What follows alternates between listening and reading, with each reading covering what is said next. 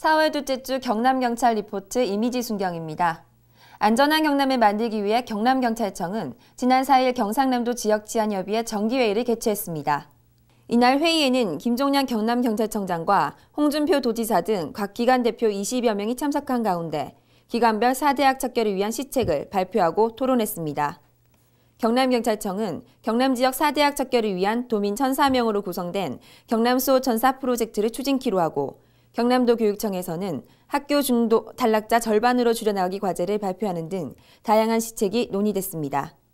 한편 경남경찰청 인권위원회도 회의를 갖고 4대학 근절 등 경찰 업무 추진 과정에서 인권보호에 소홀함이 없는지 점검하고 의견을 제시하기로 했습니다. 부정불량식품, 국민의 안전한 삶을 보장하기 위해 근절되어야 할 4대 사의약 중에 하나죠.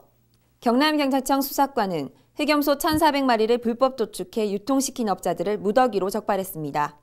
이런 비위생적인 무허가 시설에서 불법 도축한 염소고기를 유통하고 이 고기로 식당을 운영한 사람 등 15명을 축산물 가공처리법 위반 혐의 등으로 검거했습니다.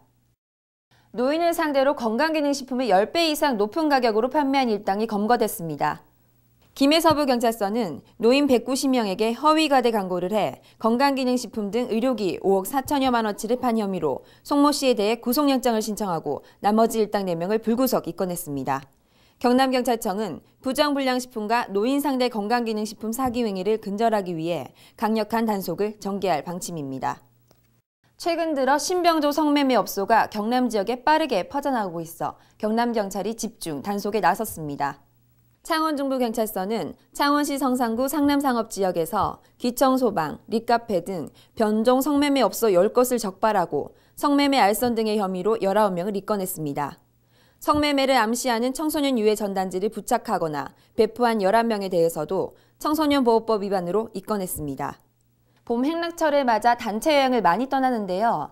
경남경찰청 조사에 따르면 4, 5월에는 대형 교통사고 발생이 36% 증가하는 것으로 나타났습니다.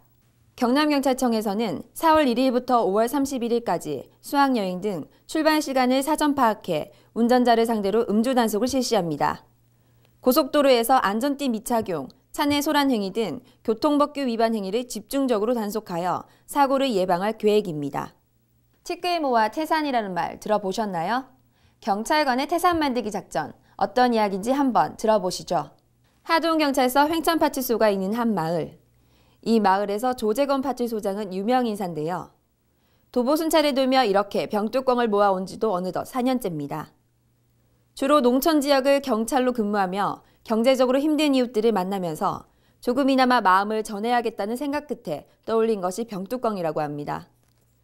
동네 가게나 슈퍼에 쌓여둔 빈병에서 병뚜껑을 틈틈이 수거하기 시작했고 그렇게 병뚜껑을 팔아모은 돈이 250만 원입니다. 이 돈으로 생필품을 구입해 홀로 계신 어르신이나 어려운 이웃 120가구에 전달했습니다. 조재건 경위의 작은 병뚜껑은 오늘도 큰 사랑을 싣고 나릅니다. 금연계획 많이들 세우셨죠?